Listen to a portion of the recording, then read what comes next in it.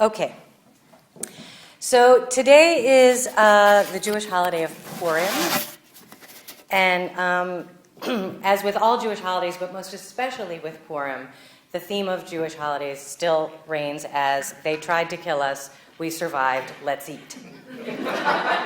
It's every single one of them, especially Purim. So these are our characters. We have King Ahasuerus, Queen Vashti, Queen Esther, Mordecai, Haman. And you'll notice there's two queens. So here's the little story. So King Ahasuerus got angry because his wife, Queen Vashti, humiliated him in front of his buddies during a supposed poker game. And so he had her put in a dungeon and went looking for a new queen. And so he had a gathering of bring your potential queens in. And this young woman named Esther came in. Esther is a young Jewish woman, but nobody knows that. And he says, I want her. So her cousin, at the same time all this is happening, Esther's cousin Mordecai exposes a plot that is being stewed up to hurt King Ahasuerus. And so because he saved the king's life, the king picks him as a favored person and promotes him, even though he's Jewish, promotes him. And the king's right-hand man is Haman. He is not a lover of Jewish people, and he is really, really irritated by Mordecai, mostly because Mordecai refused to bow to him, because Jews don't bow to people. Warning, warning. Jews don't bow down. So he was very offended that Mordecai would not bow to him, so there's already this anger here. So Haman goes to the king. He says, Mordecai refused to bow down to me. I would like permission to kill all the Jews. And the king says, yeah, sure. So Haman starts planning his big Jewish slaughter while the king is planning his wedding to his new queen. So Esther is thinking now would be a really good time to say, hey, I'm Jewish. Before you go kill all my people, they're my people. So she requests a banquet for the king and Haman and Mordecai to all be at so that she can make her grand coming out. And so the same night of the banquet, the king says, well, I'll honor Mordecai that same night, and we'll have a big to-do. So the king says to Haman, hey, for this banquet, I want you to put my best robe on Mordecai. Not a good scene. And he wants Haman to take Mordecai around town and say, this is Mordecai, my most beloved. And Haman does not really care for that. He does it, but he's not really happy about it. And then they all gather at the banquet. So they're sitting at the banquet, and the king asked Esther, what do you wish? And she said, well, first I need to come out, I'm Jewish. The king's okay with that because she's really, really pretty. And so the king says it's okay, and what else do you want? And she said, well, I would really like it if Haman didn't kill all of my people. Would that be all right? And the king says, oh, for heaven's sakes, yes. And he tells Haman, don't kill all our people. So the king then says, oh, I didn't realize that was Haman's plan, even though he did. And then he has Haman executed. So meanwhile, Haman's guys don't know the plan's changed. They go off to kill all the Jews. The Jews have been warned. They come up and they kill all of Haman's guys. And then Haman, who wore a three-cornered hat, they take his hat and they make it into pastry. And it's called a Hamantaschen, Haman's hat. It's a three-cornered, very delicious pastry, I might add. So in this story, we have this situation of who is the enemy? Depending on whose side you're on, it changes. Who's the bad guy? Who's the other? And is it decided by their actions, or is it decided by something deeper within them?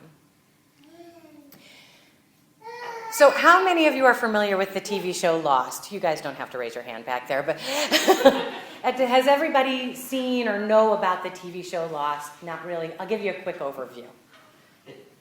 A plane traveling from Sydney to LA crashes mysteriously on a magical and mystical island that has polar bears and other things happening on it.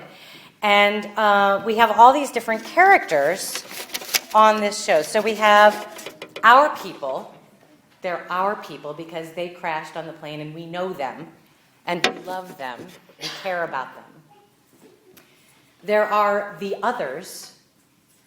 They're actually called the others. I mean, it's symbolic and yet right in your face, obvious. They're called the others. They've already been on the island. There are the tailies, who are the people who were in the tail end of the plane that fell on a different part of the island. We meet them late in the series. We're not sure if they're good or bad, because when we first meet them, they're not so good. Then there are the hostiles, who were people on the island before the others were on the island. There's the Dharma Initiative. They were there in the 70s. There are dead people who wander around and talk. There's a guy who never ages. And there are twin brothers who pretty much represent the embodiment of good and evil, possibly God and the other guy. So there we all are on this island, and I was new to this show. It's now one of my favorite shows. It wasn't until I met my beloved, and she introduced me to it, and I'm watching it with her, and I'm going, who are the good guys? Is he a good guy? Who's the bad guy? Oh, he's a bad guy. Is he a bad guy? Then he's not a bad guy. Who's the bad guy? And finally she was like, stop. Just stop asking and just watch. And what I realized was that they were all good guys and they were all bad guys. There were aspects. Our guys, our people, the people who crashed in the plane, included a con man who killed someone, a fugitive, a mob hitman, a torturer, a drug addict. I mean, like, the more we found out about these people, we're like, well, they're not such good guys, and we like them. So it's the perception of who's the good guy, who's the bad guy.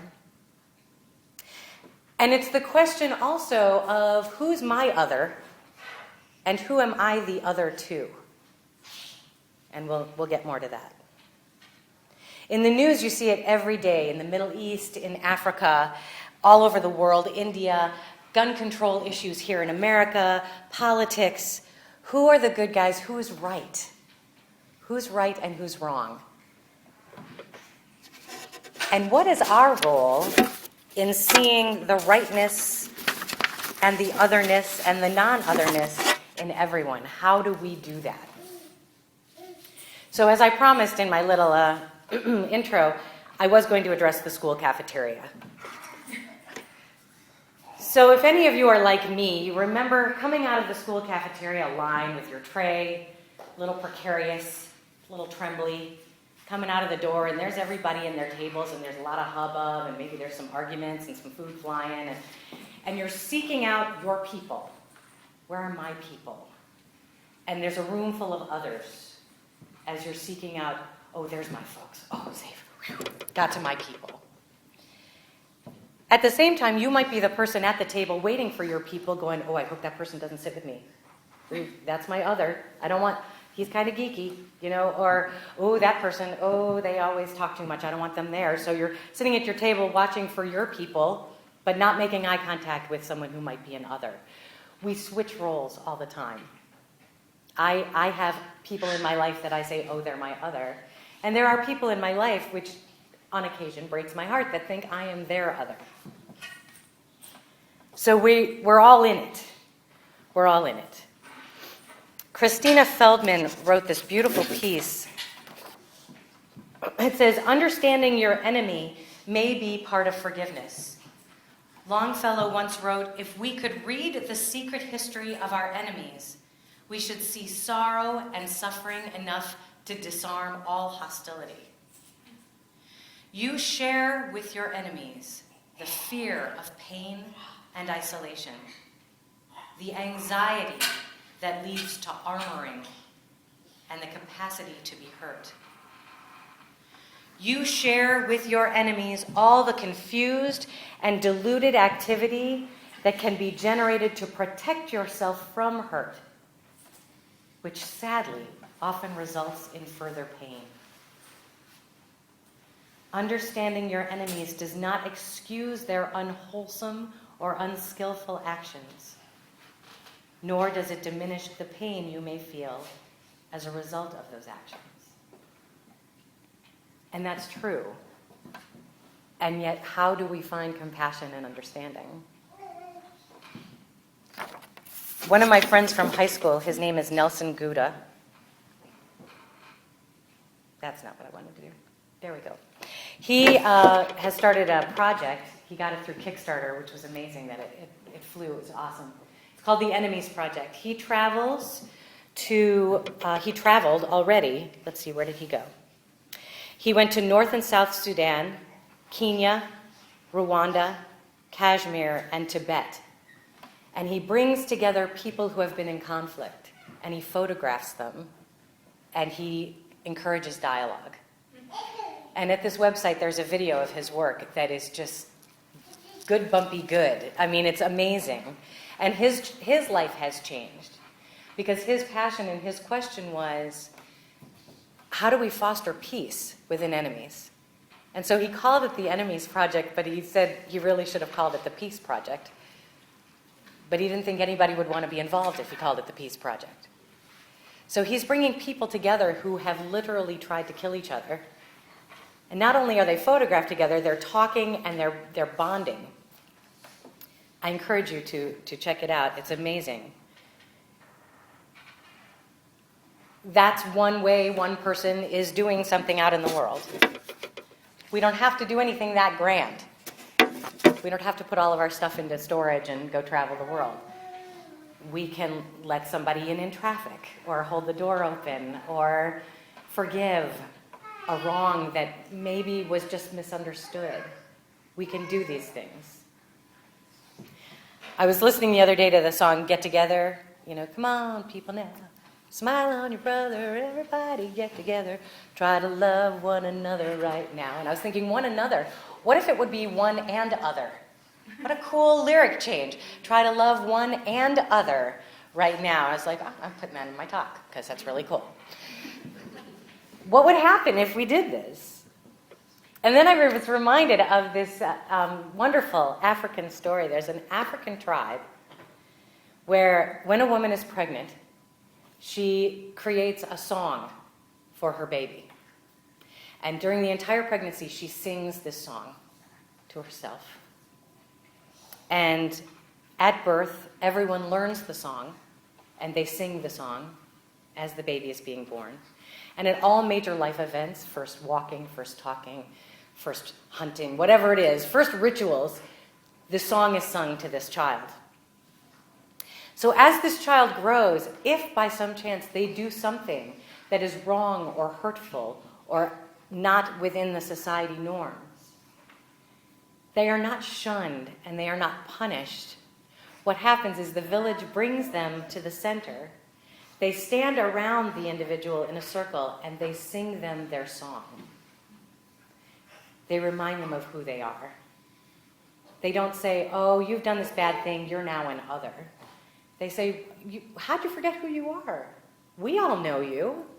So they plant them there and they sing this song to remind them that they know who they are. Can you imagine how this could rock our current correction system? Like, wouldn't that be awesome if instead of going, you did this bad thing and now we're going to shut you away where you don't have fresh air and you don't have sunshine and you don't eat good food and you don't learn anything except how to be a better criminal, and then maybe someday we'll let you out and try not to become what you were before, even though you've not learned anything new. As opposed to saying, okay, here, we remember who you are. Can you remember? How can we help you remember? And certainly don't take this wrong. I'm not saying that people who cannot live within society should not be running rampant. I'm saying that there are people that are savable. All people are savable in some way. And that this would be a great thing.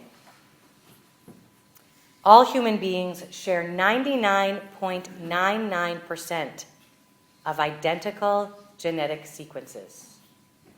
I learned this, and not even from her. All on my own. So that is all but 0.01%.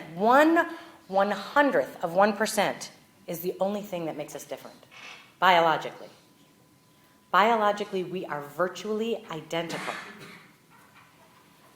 Imagine if we could remember that in every moment.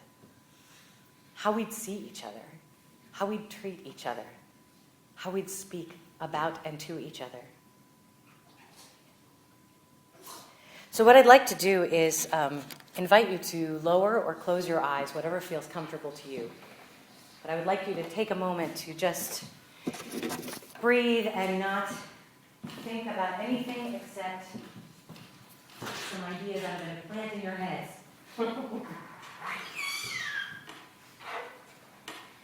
Just simply relax and breathe. Take a moment.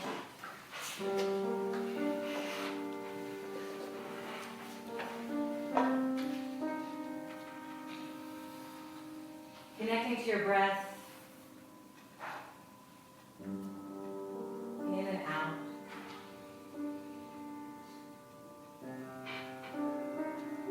And sense the oneness that you experience with your own breath. It happens with very little effort. It sustains you. And allow your body to relax in the chair.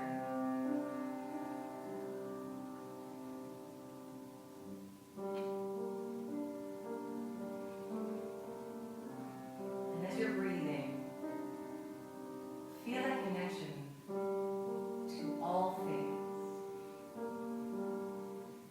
To whatever word you use for God, whether it's spirit or all or universe, nature. Connecting into that thing that is larger than you.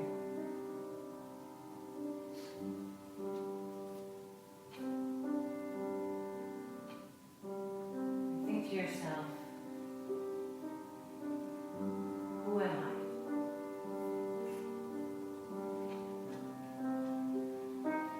I am a child of God. A child of the One.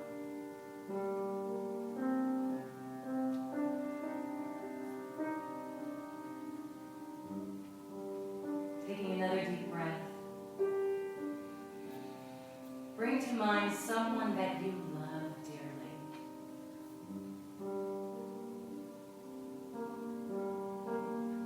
And it could be a person or it could be a pet. A being on this planet that you just love with your whole heart.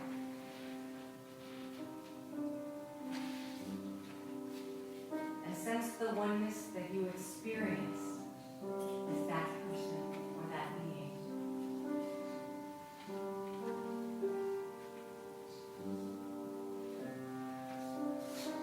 And think, who are you?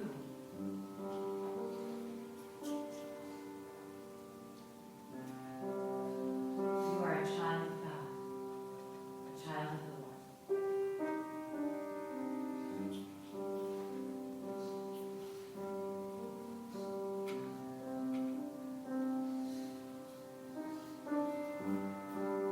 Taking a deep breath. Bring to mind people in other countries, such as Iran, North Korea, Syria, all parts of the world that are calling out for our compassion and for us to see them as who they are.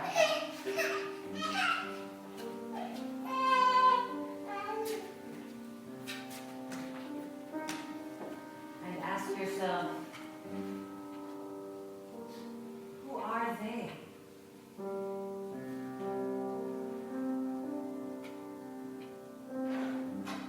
They are children of the One.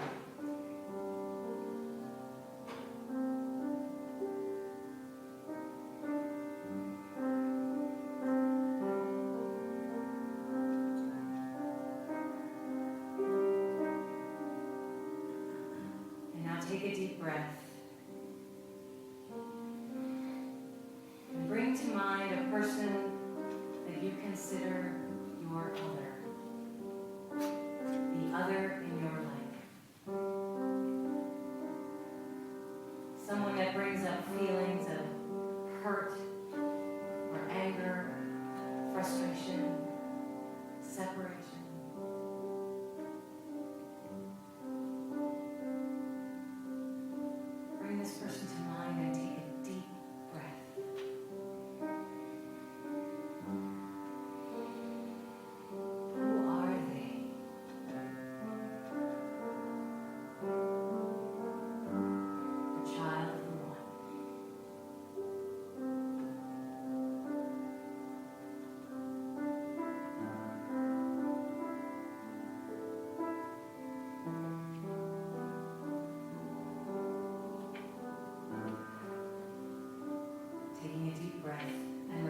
into the sense of oneness with all things, all beings, all things, nature, the essence of goodness, the essence of allness,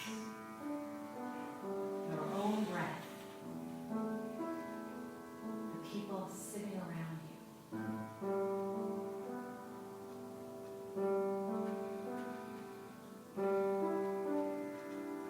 We are one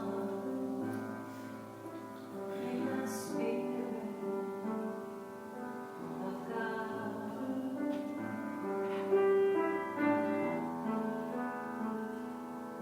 We are one in the Spirit of God.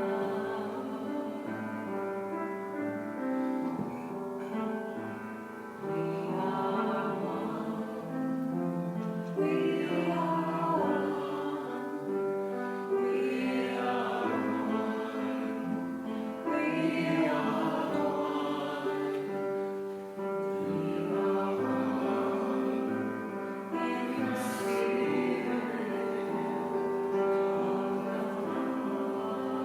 Bring each of the people to mind that you brought to mind in meditation.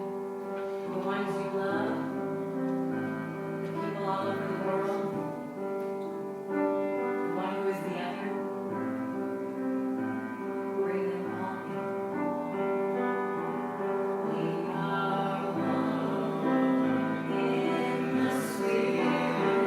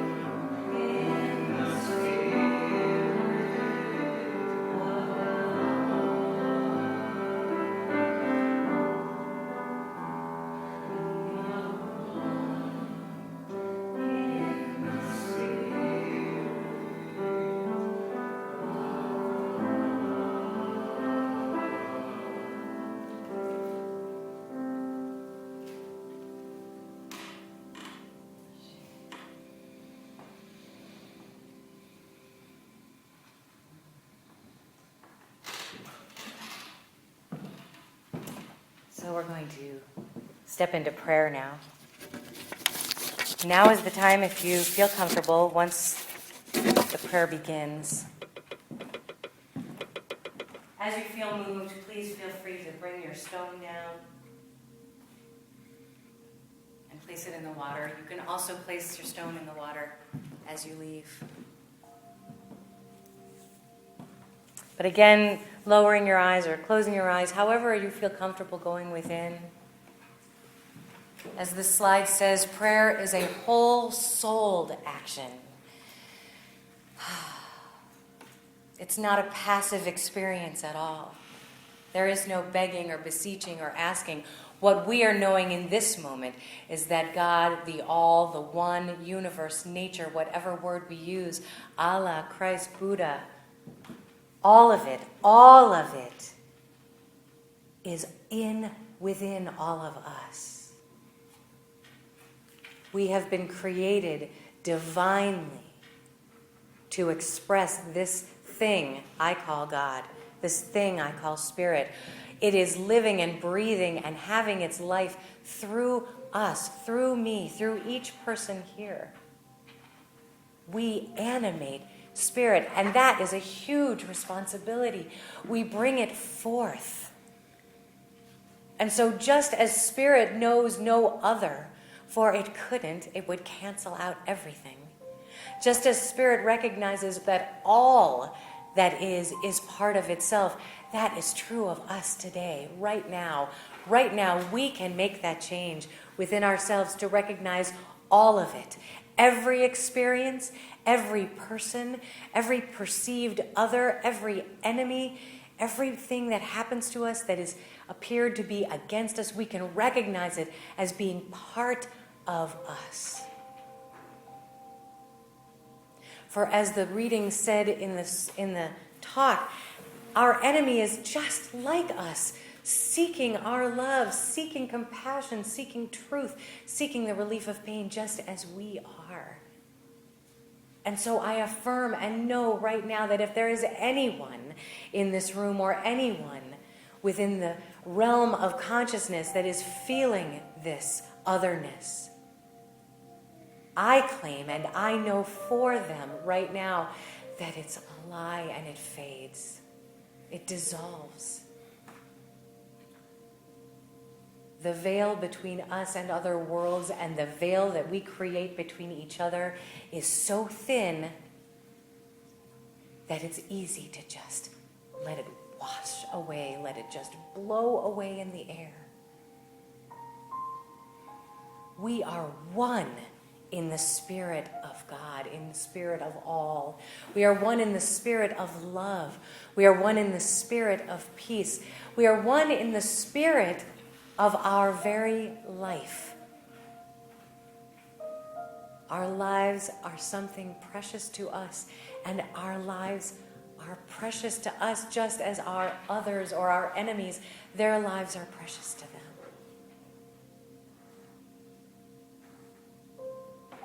Within this prayer, I would like to contain the spirit of Debbie Ford, a brilliant author who discussed the shadow in her work, her life's work. She recently left this planet, but she left us with a magnificent gift of being able to see not only our shadow, but the shadow in others, and to say, oh, I see through that. I know you. You are 99.99% the same as me. And so I know right now that any sense of otherness, any sense of distance, any sense of enemy or disconnection, I know it's false. I know it's an appearance. It's self-created and it can be let go and dissolved. And so I hold that truth. I hold that truth for myself. I hold that truth for everyone here. I hold that truth for everyone in this country who is feeling that. I hold this truth for the entire world and worlds beyond.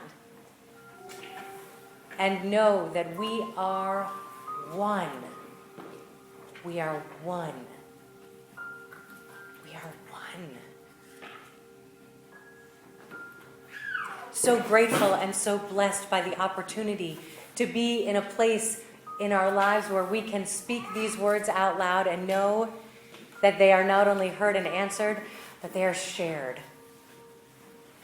So blessed and grateful to know that each person in this room is connecting in. So grateful and blessed to know that everyone has the potential, everyone outside this room and beyond has the potential to awaken to this truth. And I claim it for them now. With gratitude, deep, deep gratitude and blessing. I simply let this word be, knowing that all prayers are answered the moment they are thought.